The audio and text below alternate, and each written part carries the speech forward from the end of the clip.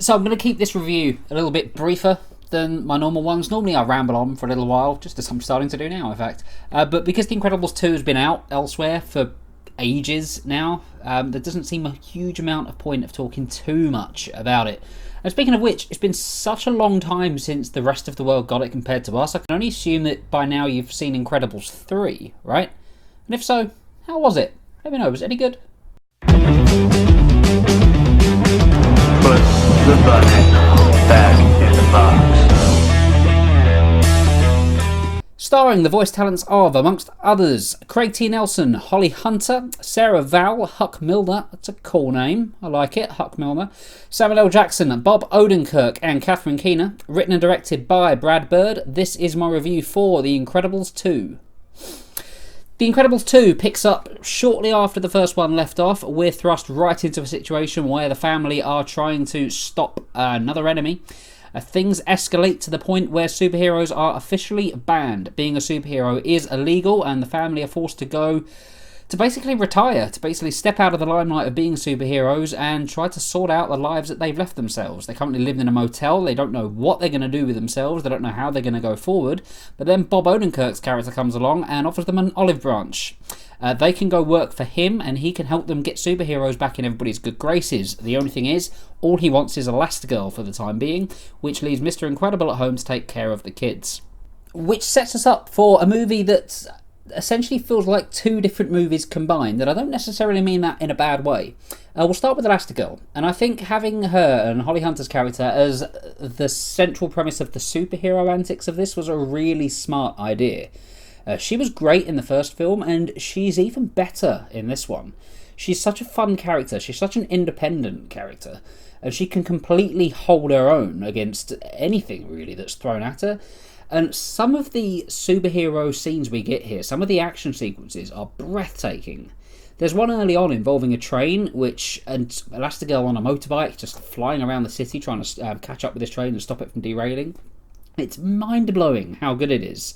The animation on this one is, I mean, it seems strange to say it's better than the first one, because obviously it is, many years have passed, but it's leaps and bounds better. It's some of the best animation I've seen in quite some time.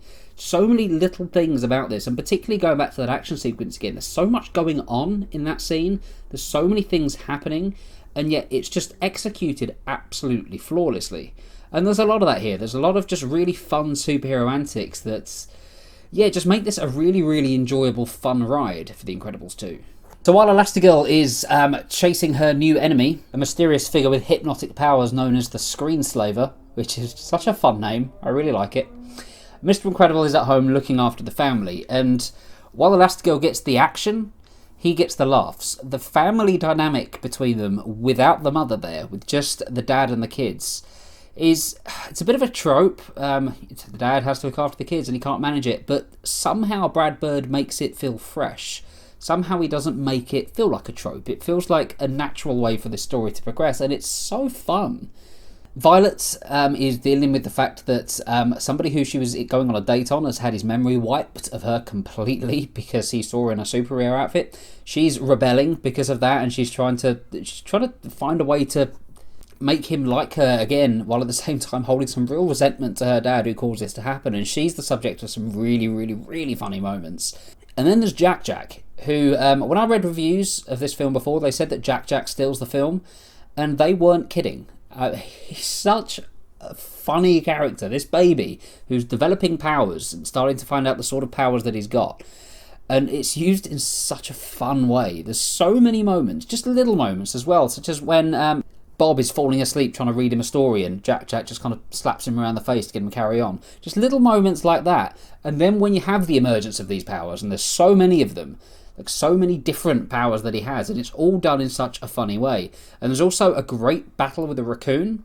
This is the second film with the raccoon in I've seen in a couple of days, which is a bit odd. This raccoon fares much better than the one I saw in the other film. But it just shows that Brad Bird knows how far to stretch a joke and how to make even the slightest moment funny. And that's one of his strongest suits. It was one of the best things about the first Incredibles movie, and again, in this one, I don't know, I think this could be a little bit better. I think this could be a film that I prefer slightly to the first one. And not every character, though, really gets a lot of time in the spotlight. Dash is quite underused here. I mean, he's in a lot of the film, but he doesn't really have an arc of his own as much as the others do. Like, he's an important character, he factors in important ways to some of the things going on, but he doesn't really feel like he has any development to himself, which is a shame. And it's also the same with Frozone as well. Samuel L. Jackson's character was my favourite in the first one, so it was a little disappointing to see him underused here. And again, he does come into play, he does have a role here, but it's very, very neutered down. If you come into this expecting a lot of Frozone, you are going to be disappointed, because there's not a great deal of him.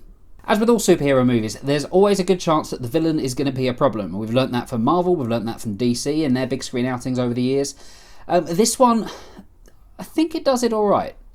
Like, it didn't go exactly the way that I was expecting. I had somebody in my mind who I thought was the villain, and it didn't turn out to be that person, to the film's credit.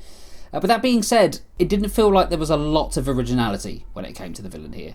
And the villain's plan as well their motivations to me didn't make a huge amount of sense. Like, I got it, narratively, I understood it, but it didn't feel like there was enough there to really turn them into the kind of supervillain that they've become here. But overall, this was a really, really fun film. I had a great time with The Incredibles 2. As I say, I think I may even prefer it to the first one. It's been a long time since I've seen the first Incredibles, so I may have to go back and watch that one just to compare the two. But yeah, a great time. I just wish it didn't take so damn long for me to be able to see the bloody thing. I'm going to give The Incredibles 2 a 9 out of 10. I would say, have you seen The Incredibles 2? But most of the world has by now, so let me know what you thought about it in the comments below. Let me know your favourite Pixar movie as well. Maybe even rank them. That's something I want to do at some point, rank all the Pixars, and it's a good excuse to watch them all again. If you like this video, do hit like and do hit subscribe. It's always nice to get new subscribers, so yeah, you are very, very welcome here. You can follow me on Twitter @JoeJulians, and I'll see you on the next video. Thank you very much for watching.